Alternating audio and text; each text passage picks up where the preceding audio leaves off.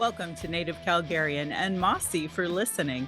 I'm your host, Michelle Robinson, speaking to you in Mohkinstsis in the Blackfoot Confederacy, home of the Nitsitapi, Sutina Dene, and the Yiharhi Nakota. I talk about history, current news, unheard news, book clubs, with special guests to give local or national issues a voice through an urban Satu Dene lens. My life's work will be to honor the voices of my ancestors and next generation with humor, love, and truth. Reconciliation is work, not performance. May we honor all Indigenous voices with that courage. Today is May 16th, 2025. Welcome to Native Calgarian. If you enjoy hearing Indigenous content by this Satu Dene woman, my Patreon account is Native Calgarian, where you can pledge and support. Thank you, previous donors, for showing your support. For those who cannot afford to give, I'd love to hear from you at nativeyyc@gmail.com. Send in your comments or your questions. Also, giving a review helps, whatever medium you're listening from. I have a YouTube channel that you can go and subscribe. You can go to nativecalgarian.com for the latest podcasts and pin posts on social media. And remember to always share the things you learn to your network, because really, what's the point of this if you're not? Oki naganago mekoche chestokom aki nara dago de dekot nagotene siku saradi. My name's Red Thunder Woman. My married English name is Michelle Robinson, and I use they, them pronouns. My Dene lineage roots me in the land of the Great Bear Lake tribe in Treaty 11 in Delaney. I'm a native to Turtle Island, and my Dene nation is uninvited to this area of Clincho Tine Indahe and Satu Dene, meaning Many Big Dog Town, named after the Calgary Stampede.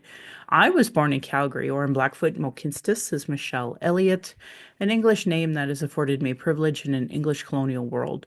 Acknowledging proximity to whiteness is important because the darker the skin, the more racism a person experiences in colonial spaces. My late great grandfather is Malo Bewol from Delaney. His daughter Alice is my now late great my late granny. My mother and I are Northern Slavey Dene or Satu Dene, but my Indian Act and Post status card by the Canadian government says Yellowknives Dene. Through my father, I am a daughter of the Mayflower and a daughter of the American Revolution. Having a Canadian Indian Act and Post status card is a colonial construct by Canadian policies meant to divide Indigenous peoples' inherent rights.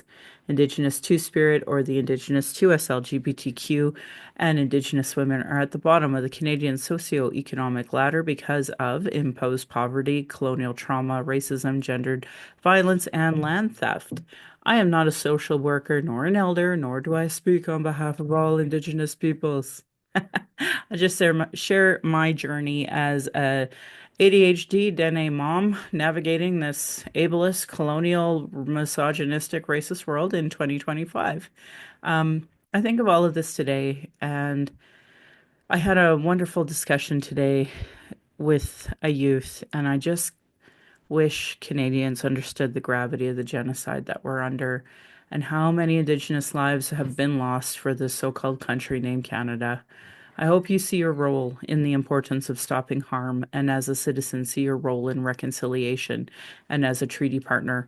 Land Back is a movement that could save the planet from climate change created by colonialism and capitalism, but it would be a part of a treaty partnership, part of meaningful reconciliation, and honoring global initiatives like the United Nations Declaration on the Rights of Indigenous Peoples. I'm a former geomatics drafter, so I'd be happy to talk more about that, but you'd have to go to nativecalgarian.com to learn more, and you have to pay me. Today is the 16th, so yesterday was actually the Nakba. The Nakba is unfortunately the day that Israel decided that they are going to exist at the expense of Palestinians. So it's an annual day of commemoration of displacement that preceded and followed Israel's establishment. So I definitely want to acknowledge that. And tomorrow here in Calgary, we're going to be having a rally. So I hope you are following me on all the socials for that as I do share it. So because today is the 16th, yesterday was the 15th, we had Moosehide Campaign Day. And yeah, just very disappointed. I had seeing all these new faces that never came to the red dress event. Um, and it was corralled by police on bikes. And so I had a bit of an anxiety attack, but thankfully, my friend from the Reconciliation Action Group was with me, along with my previous candidate. I don't think she's ever been exposed to any of our walks before, but I wouldn't really call this Indigenous walk. It was more of a, nonprofit whitewashed version of it because when I was watching some of the coverage of it even, and yeah, people definitely missed the plot and the point of it. Um, Shedding a light on domestic violence is actually not the point of the Moosehide campaign. It was really a story about a, a father and a daughter, and they're, you know, wanting to contribute to this conversation of missing and murdered Indigenous women, girls, Two-Spirit, and feeling that this might be a way to raise that awareness about it. I never heard the 231 calls to justice mentioned one time, unfortunately, at the event. So I think that was a massively missed opportunity. And the media, they focused on people who didn't know anything about the topic. So it very disappointing to see the media complicit in whitewashing what should have been a wonderful event, that's for sure. It was, I thought it was hosted by SafeLink, but I was wrong.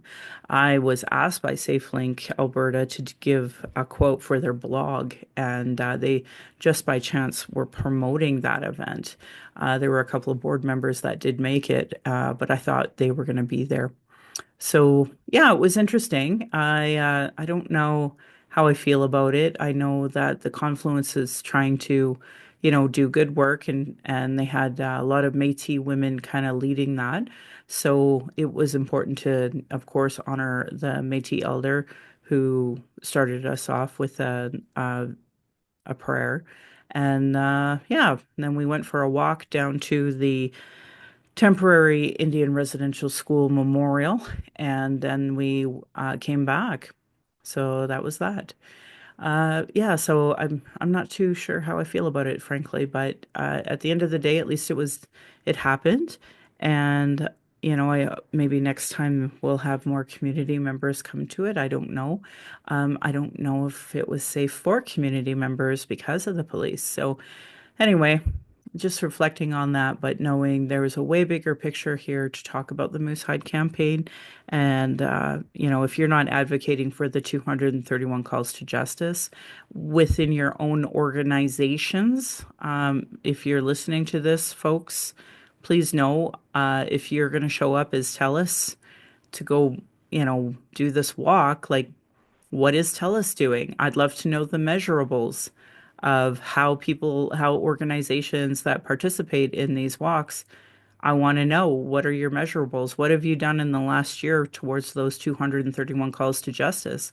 Because business is a big part of it and nonprofits. And yet that's what I seen there and nobody talking about it. So anyway, moving on.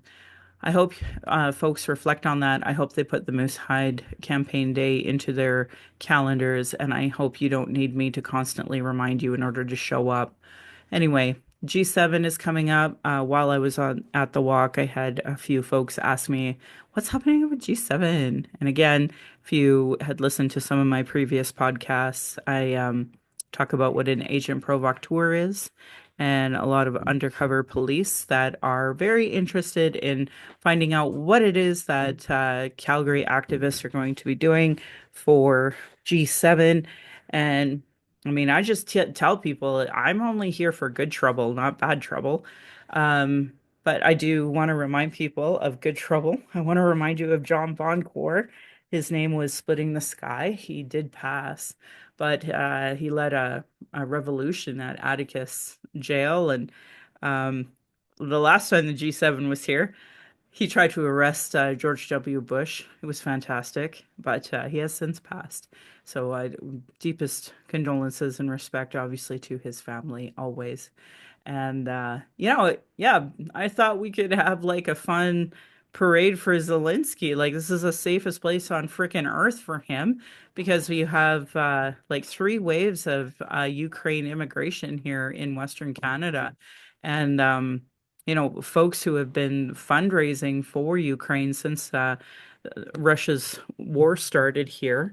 So I just assumed that Calgary would want to, put together some sort of parade for him, but I have seen nothing coming from like the officials and certainly nothing from the citizens. So, and it's funny because it's like he's not even my guy. I thought they'd want to do something.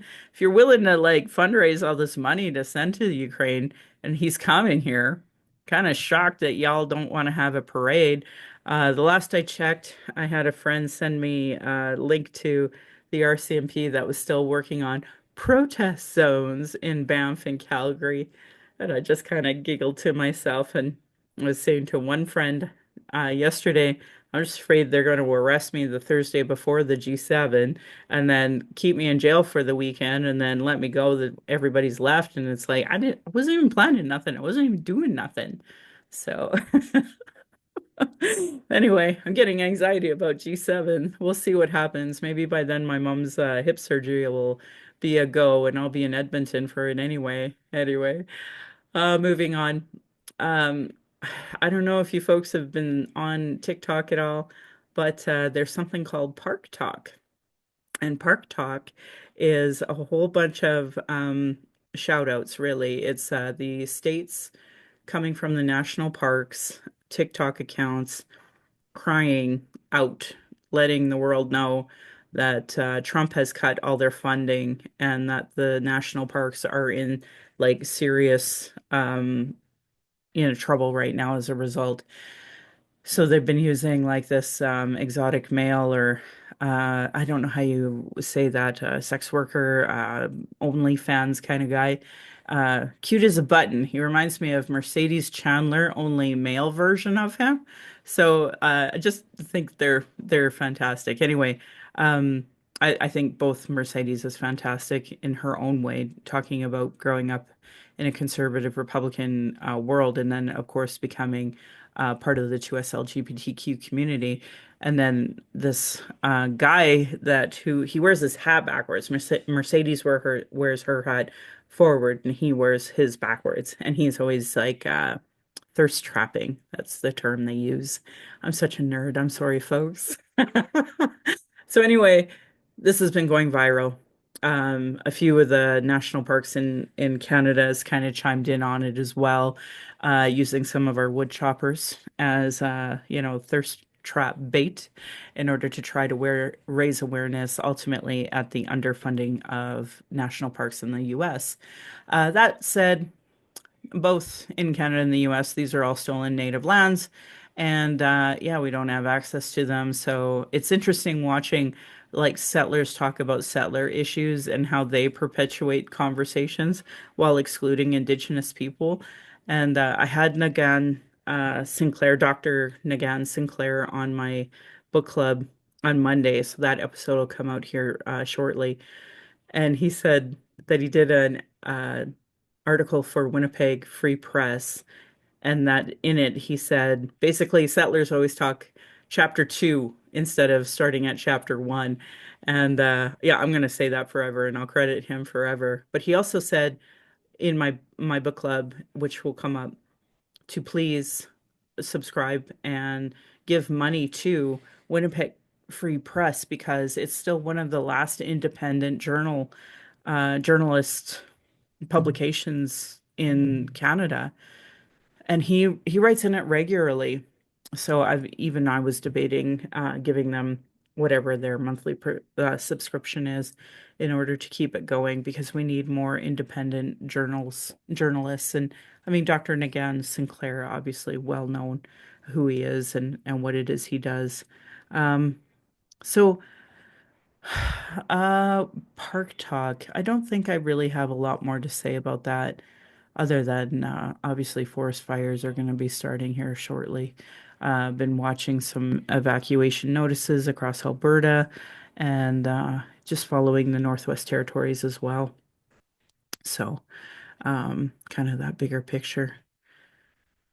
I have somebody on my TikTok asking me, "Who am I? Who are you supporting? Who are you supporting?" I don't even know what the hell they're supporting, what they're talking about. I hope they go away.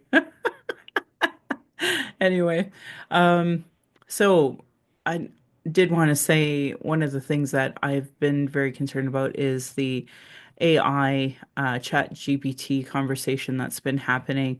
I'm glad we got a new minister for that. Evan Solomon is the minister. He's going to I don't know what he's going to do with that portfolio. All I know is I can't even have a conversation without some AI prompt coming up on all of my socials and my computers. So I'm just tired of this, I tell you. Um, so I'm curious what he's going to do with that portfolio because like we're so far behind in technology when it comes to this whole conversation actually of technology in Canada. So Mark Carney's new cabinet obviously announced him. He's one of them. Rebecca Chartrand is the first uh, Northern, or no, not the first. She's the new minister for Northern and Arctic Affairs. We have the Honorable Mandy Gull Masty, former Grand Chief. She's going to be Minister of Indigenous Services, which is a first. This will be the first time an Indigenous person is in charge. Um,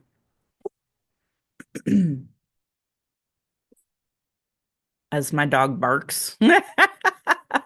The Honorable Rebecca Alty will be Minister of Crown Indigenous Relations. So she's from Northwest Territories. I don't know much about her, though. I was surprised not to see my family kind of talking about her. Yeah, and for Secretaries of State, we have this new fellow. His name is Buckley Belanger, or I'm Belanger, I'm assuming Belanger. He's the Secretary of State for Rural Development. I found it interesting Sean Fraser was moved to Justice Minister. I wanted to give a little shout out to Eleanor up in Edmonton because she became the Minister of Emergency Management and Community Resilience and the minister responsible for Prairie Economic Development Canada. So, she's going to play a really big role out west. We kind of seen George Jahal do a little bit of that work out here. But more Randy Bossino. So it's interesting. Anyway, I don't really know Gregor Robertson at all, and he's going to be the new housing guy. So I'm curious to see how that goes. Um, Evan Solomon's official title is Minister of Artificial Intelligence and Digital Innovation and Minister responsible for Federal Economic Development Agency for Southern Ontario. I'm very curious how that's going to go. I don't know this Joanne Thompson, but she's going to be the Minister of Fisheries. And then I was really surprised by this guy. So Joel Lightbound, he is going to be the Minister of Government Transformation, Public Works, and Procurement. And the reason why I found that interesting was he actually spoke out um, about the vaccine protocols and such. And it's not that he was like a convoyer, but he was more sympathetic, if that makes sense. And yeah, so Tim Hodgson, he's going to be the Minister of Energy and Natural Resources. And yeah, first thing that came out is a partnership with the Enbridge and First Nations. So I'm very curious to watch that develop and see what happens from that. A little nervous about it too, frankly. So that's going to kind of tie me into obviously Alberta politics and Onion Cree First Nation is going to be suing the government of Alberta for their new Bill 54. It's ridiculous. I'm angry at the amount of space that it got because it's so unconstitutional and so illegal, and I can't believe it had to come to this. But Onion Lake Cree First Nation, um, I guess it would be Onion Lake Cree Nation. They were actually thinking about suing the Alberta government earlier. I want to say it was like Bill 1, the first time they tried to do this referendum conversation. So, but they said they put it on hold, uh, and then because of this ridiculousness, now it's a go. So I felt kind of bad for um, this one Cree Nation to have to do this. I can't even believe we have to do this. This is unbelievable this conversation got this far. I'm mad at progressives because they don't know what they're talking about. They're misusing us, um, spreading disinformation about treaty because they don't know what the fuck they're talking about to start with. They're not amplifying Indigenous voices. There are amazing treaty scholars to talk about this, and none of them are amplifying them, instead taking space. So I pretty much want to punch every so-called progressive in Alberta in the face because of their bullshit. I'm just sad that people will share their stuff over, APTN interviewing Dr. Nagan Sinclair. No, no, no. We have to, instead of amplifying APTN and having white settlers for the first time listen to APTN, they're going to steal the APTN content and they're going to make it their own and put it up as if they somehow got this interview. I'm livid about it. So if you're not following Brandy Morin, if you're not following Fiona Moore, who was a former guest, like these are people you should be following on the socials and amplifying them, not white settlers who don't know anything about Indigenous people and never amplify our voices. Like, I'm so mad at a few of them. I won't name them, but whatever, because I don't want to give them more space. It just makes me so angry. And then, of course, the CTVs and the mainstream media, they don't know what they're talking about either, and how they lump it all together is wrong. Thank you to my listeners who obviously know that I've been talking about this for years. So, and we've done book clubs on the different treaties as well. So it's so infuriating we got to this point about it. Anyway, so back to Alberta government politics and such. Um, Former UCP MLA Scott Sinclair was kicked out of the UCP caucus. So this is an actual Indigenous, the party's first Indigenous MLA. And of course, he got kicked out. I don't know how he stood in there that long, frankly. But anyway, he focused his speech on being a proud Albertan within Canada, as well as respecting First Nations treaties with the province. Anyway, if you want to also find out more about, new cabinet appointments and such, you can follow Indigenous Politics. I know the person who runs that account, just a fabulous person. I'm hoping to get them on, but we'll see, because who knows? Maybe they'll have a job with the new Liberal cabinet. Who knows? But follow them, Indigenous Politics. They're on all the socials. I was really proud of Chief Nippanak Woodhouse, our national chief through the AFN, because she's like, fuck this Alberta. And she didn't say that, but she's not that person that would say something like that. But I'm just speaking Albertan. But she was like, you know what? I think it's time we had a look at the National Resource Transfers Agreement. Um, so for folks who don't know what this was something. So first of all, obviously Alberta and Saskatchewan was imposed on treaty lands without, any consultation. Second of all, in 1930, the Natural Resources Transfer Agreement basically allowed all these energy companies to come and exploit and steal and rape the land and kill Indigenous people. And so she was like, you know what? I think it's time that here's a quote from her. The time has come for Alberta and Canada to move beyond colonial frameworks and honor the truth of their history by restoring justice and self-determination to First Nations. Um, and this is coming straight from, I want to say APTN. I did source this. No, AFN. So the AFN press release. So I'm just reading directly from it at this point. The 1930 NRTA was entered into between Canada and three prairie provinces. It purported to transfer control of crown lands and natural resources from the federal government to the provinces. At no point were the First Nations, whose land and resources were affected, consulted or included in that agreement. It is a clear violation of the signed treaties and the protections now enshrined in Section 35 of the Constitution Act of 1982. So she reminds us the numbered treaties, including 6, 7, and 8, were not surrendered First Nation title to natural resources. On the contrary, these agreements recognize the inherent rights of First Nations to manage and benefit from the lands and waters within their own territories. Unilateral imposition of the NRTA undermines the solemn promises of these treaties and stands in direct conflict with the honor of the Crown. The notion of Alberta unilaterally separating from Canada is not only unconstitutional, it is a direct affront to the sacred treaties that predate the province itself. First Nations have never ceded our inherent rights to the land or resources, says Chief Cody Thomas of the Enoch Cree Nation. Any attempt by separatists to disregard those treaties would undermine the very foundation of this country. I can't believe I have to say that on this podcast. Anyway, that just shows the ignorance of our so-called allies, progressives, Canadians, the NDP. Like, oh my God, I can't believe any of this needs to be said. I can't believe it got to this point. Anyway, there was a massive cabinet shovel today in Alberta too.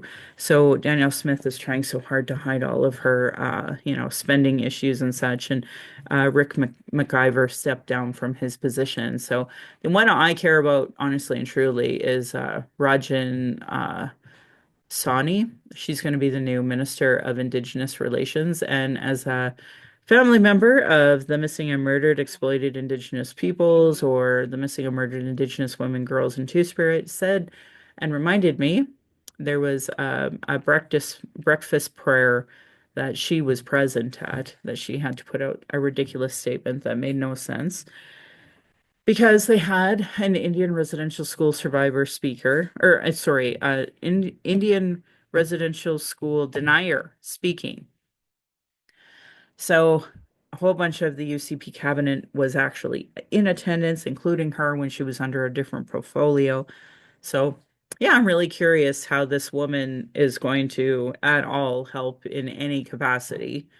I'm not sure she's not because we've seen her previous works. So yeah, kind of disappointing. But uh just real quickly, obviously our next book club is going to be taking place in June. So Kent Monkman's first volume we're gonna go over. And yeah, that's gonna be spicy. So I hope people listen to that. Arc of the Medicine Line by Tony Rees is going to be our November book club. And I think again it's important because if this conversation continues about, trading with our partners down south, I just can't even believe people don't know their own goddamn history, but here we are. Reconciliation Action Group, they've been trying to do the work. We had somebody reach out and say that they wanted to join, but they were in another city. So I can't emphasize this enough. The fact is that every single church, every single business, nonprofit, community association, sports club, whatever, should have some sort of reconciliation committee. I don't know what you want to call it, but to me, if you're not doing action, then you're not doing any reconciliation. If you can't speak truth, you're certainly not doing any reconciliation.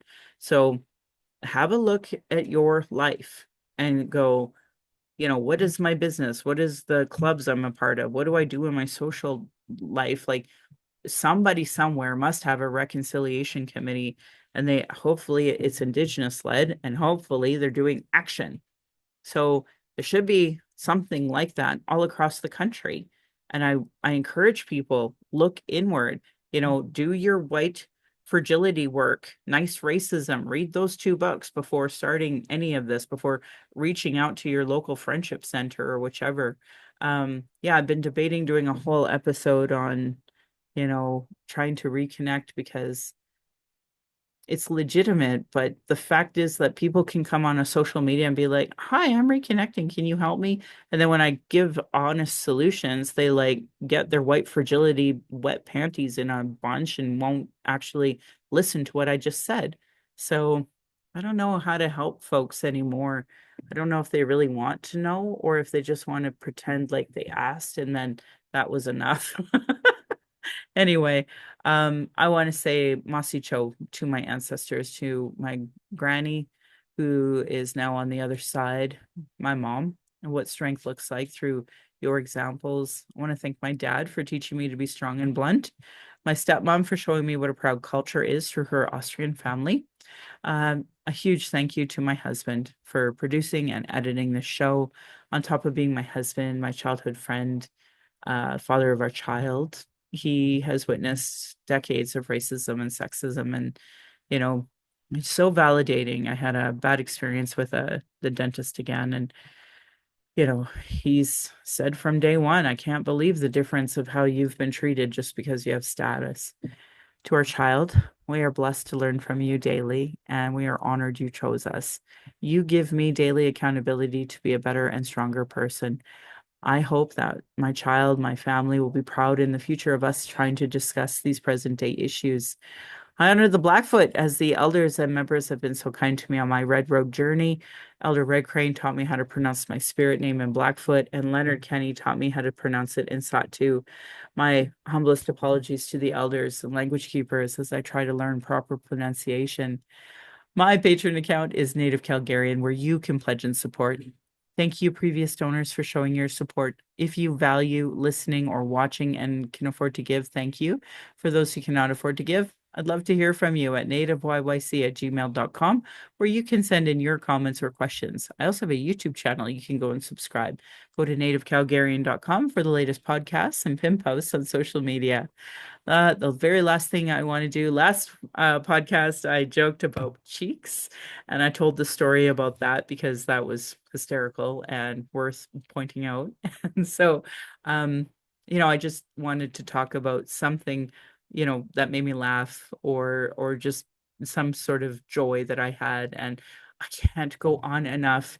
I apologize to all of my followers. I just will not quit resharing Andor 2. I am in love with it so much. I think if you like, I talk about colonialism, Star Wars, obviously intergalactic colonialism, and it's a weird thing. Canadians want like this one little story from this one person, instead of the bigger picture of how colonialism created the story. And that's why I love Andor and Andor 2. I think they just show, the rise of fascism, the rise of colonialism. And I don't think Canadians still understand they're part of the empire, not part of the rebellion. Anyway, that's funny to me. I always end by giving side eye to those Calgary rabbits. You're lucky I'm not your dish as a hair person. My beautiful cousin responded, are you being my dish? Thanks, folks, for listening.